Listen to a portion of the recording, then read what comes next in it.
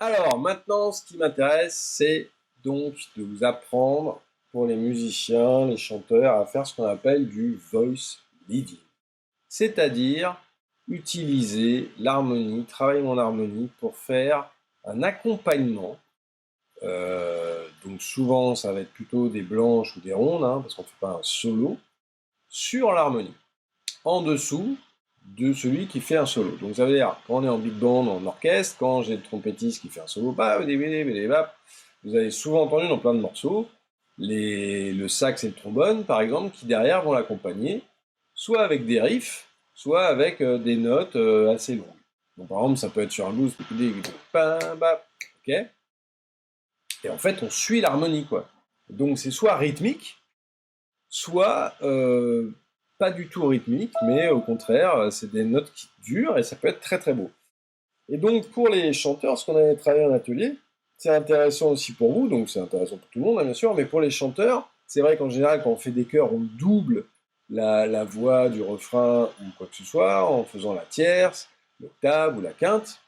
Là, ça peut être aussi intéressant pour vous de travailler ce système, d'une part pour travailler donc vos accords et savoir quelles notes sont dans ces accords, mais aussi parce que en atelier, ça peut être intéressant, enfin en atelier, en groupe, hein, c'est super intéressant tout d'un coup d'avoir le deuxième chanteur qui ferait un accompagnement derrière avec des notes longues ou des notes rythmiques, mais sur des notes qui suivent l'harmonie. Donc je m'explique. J'ai pris ici l'exemple des 4 premières mesures du morceau. Je vous le joue.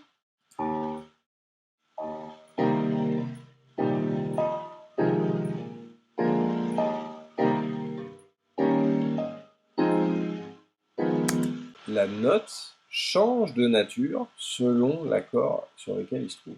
Alors, ce qui m'intéressait, c'était que vous vous amusiez, que ce soit donc, les soufflants, les chanteurs, à faire une deuxième voix, ce qu'on appelle donc un contrepoint, un contre-chant, qui accompagne la mélodie avec la rythmique.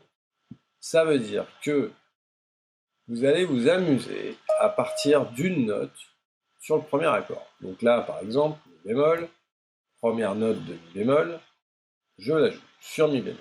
Ça me donne ça, comme on l'a vu. Et là, j'arrive sur la deuxième. Si je décide de garder cette note, mi bémol, elle va changer de couleur et de fonction, puisqu'elle n'est plus sur mi bémol, mais elle est sur fa mineur 7, puisqu'on joue l'accord. Quelle note est mi bémol dans fa mineur 7? C'est la septième. Ok, je note, petit 7. C'est la septième. Ici, c'est la première, c'est la tonique. Pardon. Ensuite, on continue le chemin. Alors hop, je change d'accord. Donc là, par exemple, je vais mettre une blanche. Et qu'est-ce que je décide? Pour l'instant, je la garde. C'est toujours mi bémol. Qu'est-ce que mi bémol en si bémol? C'est la carte. Ok? Je reviens en mi bémol. C'est la première note. C'est la tonique. Là, mais pareil. Allez, je vais faire un peu de mouvement. Surtout que j'arrive en mi bémol 7. Basse sol. Alors c'est à peu près la même chose, mais on a vu, c'est pas tout à fait la même couleur d'accord. Mais c'est toujours pareil. Ça reste la tonique. Et moi, je sais toujours pas appuyer sur majuscule. Ensuite, on va refaire pareil. Comme ça donne un peu plus de mouvement. Mi bémol sur le la bémol, c'est quelle note? C'est la quinte. Ok? Et là, pareil. Mais donc, ce qui est génial, c'est que ça change à chaque fois la couleur.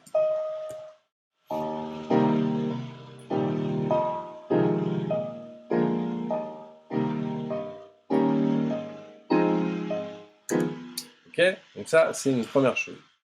Alors les amis, avant de faire un deuxième système, je voulais parler des superstructures. Qu'est-ce que les superstructures? Ce sont les notes au-dessus de l'octave qu'on va utiliser dans nos mélodies, dans nos voice leading, etc., etc., et qui vont avoir des numéros, donc des fonctions par rapport à l'accord dans lequel on se trouve.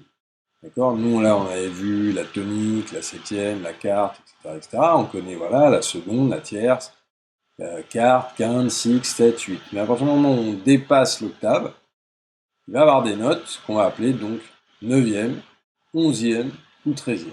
D'accord? Donc la 9e, en fait, c'est la seconde à l'octave. Ces notes-là, en mi bémol, c'est un Fa. On peut la baisser, on l'appellera bémol 9, ou on peut la monter d'un demi-ton, la dièse 9.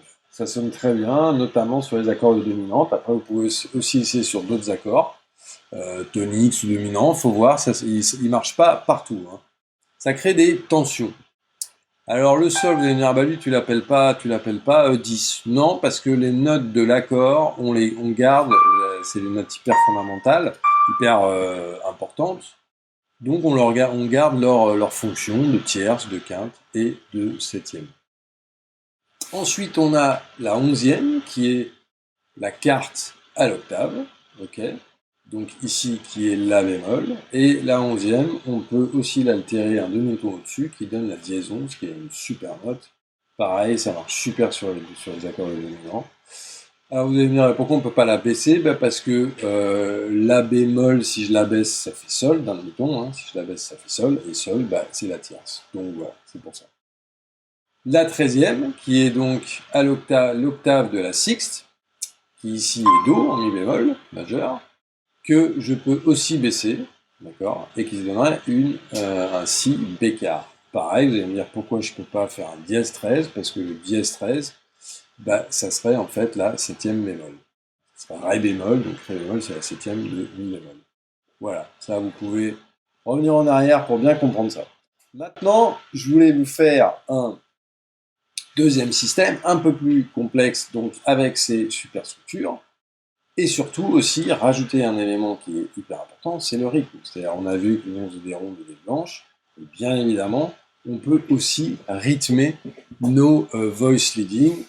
Alors le but, c'est pas de faire des triples croches, puisqu'on ne fait pas un solo, mais on peut très bien rythmer, et à partir du moment où on va avoir le même rythme, c'est ce qu'on appelle un riff en fait. Donc là, si je pars du sol, je décide de partir du sol en mi bémol, je veux faire une ronde sur le même accord, mais c'est pas grave, je cherche toujours à faire des mouvements conjoints, c'est à peu près ce qui sonne le mieux, après on peut toujours faire des secondes ou des tierces, hein, mais si on peut avoir justement des secondes, voire des demi-tons, c'est super. Si on peut, pas obligé que ce soit possible. Donc là, j'ai commencé avec mes blanches. Mais par exemple, si je fais une anticipation, je fais une noire pointée, et que là, du coup, je mets le Fa, hop, et que je le lis, et j'ai un rythme qui devient intéressant, et j'anticipe cette note, qui est donc Fa, qui est donc la 9e que l'on a vu. J'avance, j'ai gardé le Fa ici. Qu'est-ce que je pourrais faire? Je passe en Fa mineur. Est-ce que je pourrais faire autre chose? Oui, j'aurais pu déjà mettre le Mi bémol ici, d'accord, mais je ne l'ai pas fait pour intégrer la 11e. Donc on va dire que je garde la tonique, ok. C'est pas grave, hein, il ne faut pas absolument faire que des hyperstructures. Hein. Justement, ce qui est sympa, c'est la différence entre des notes de l'accord et des superstructures. Donc le Fa, c'est la tonique en Fa mineur. Et pareil, j'ai anticipé, j'ai fait un rythme, et je descends à mon Mi bémol, qui pour le coup va être la 11e, la quarte à l'octave de Si bémol. D'accord. Et donc ça fait une couleur intéressante, je vous joue, je sais pas où est-ce qu'il a mis mon piano, il n'arrête pas de disparaître. Il est là, alors Fa mineur, avec un Mi bémol. Ok. Fa mineur. Vous voyez? J'aurais même pu... je peux rester, si j'avais eu toujours Fa mineur sur la mesure, hein, j'aurais pu passer la tonique à la septième bémol. Là, le mouvement il avance, il y a Fa mineur, Si bémol 7, donc, et 11e. Vous voyez, c'est une couleur assez chouette. On avance, je suis en Mi bémol, je reviens sur mon Mi bémol 6, et super, je peux retourner au Fa, qui est toujours la 9e. Et ensuite, Mi bémol, basse, Sol, toujours le même accord, mais qui lui est dominant secondaire de La bémol.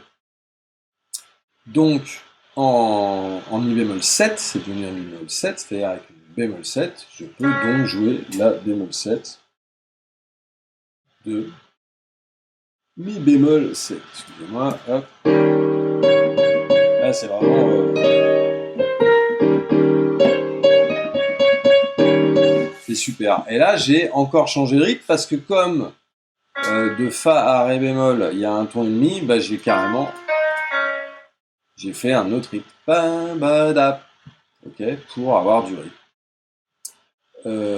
Sinon, j'aurais pu faire Fa, hein, ça marchait aussi, hein, pour avoir la neuvième aussi, mais c'était mi bémol, pardon. Ça aurait été la tonique. Donc c'est aussi très intéressant. Mais bon, c'était un peu pour vous montrer qu'on peut changer de rythme, etc., etc. Ensuite, on arrive au La bémol 6, donc quatrième degré. J'avais un Ré, note conjointe, note plus proche, Mi bémol, qui est la quinte. Ensuite, on avait vu dans le cours précédent qu'on changeait la couleur du quatrième degré, on avait le droit de le mettre en mineur, puisque ça faisait partie, le quatrième degré, ça fait partie par exemple du mode mineur naturel de Mi bémol. Ok. Et comme on avait une Fa dans la mélodie, on l'a nommé 6, hein, c'est d'accord. Ok. Et ben je mets le Fa, qui est donc la sixte ou la 13e. Ok. Vous allez me dire, bah alors pourquoi est-ce qu'on aurait pu ne pas pu mettre, pourquoi est-ce qu'on aurait pu et pourquoi est-ce qu'on n'a pas mis, pardon, une bémol 13. Donc là j'ai le Fa et regardez bémol 13. Si je baisse Fa d'un demi-ton, d'écart, bah ça sonne pas. C'est ce que je vous disais un peu plus tôt sur les superstructures, les altérations 9e, des 9e, des 11e et des 13e, c'est-à-dire bémol 9, dièse 11, dièse 11, bémol 13, ne sonnent pas sur toutes les fonctions d'accords. Okay, ça c'est à vous de voir. Clairement, ils sonnent tous très bien sur les accords dominants, mais selon l'accord sur lequel vous êtes, sous-dominant, tonique, etc., il faudra essayer, car on est encore dans des histoires de sensibles, etc., etc., de notes qui créent des tensions qui ne sont pas bonnes. Donc c'est à vous de voir. Voilà.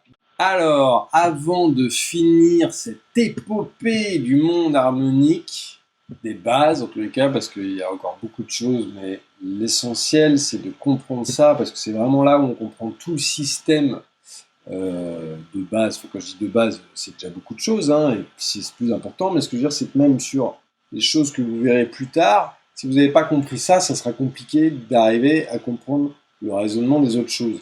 Là, on a vraiment toutes les bases hyper solides. Ce qui me manquait, c'était un accord, un nouvel accord qu'on va voir, mais que vous savez certainement déjà entendu parler, c'est l'accord de dominante sus4. Ici, dans notre morceau, en mi bémol, c'est donc le si bémol, qu'on transformera en si bémol sus4.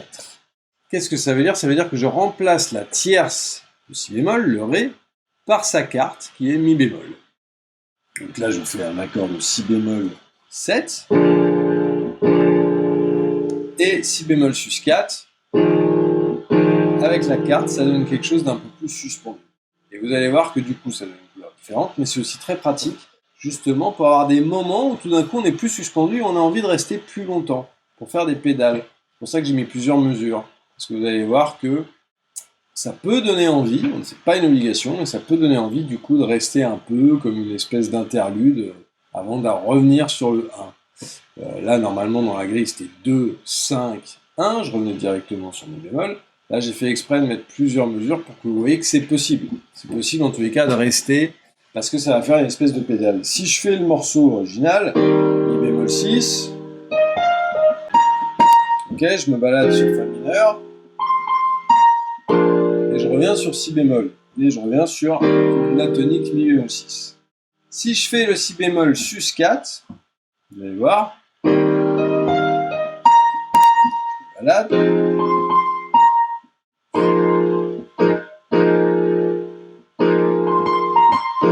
vous voyez, c'est un accord qui donne...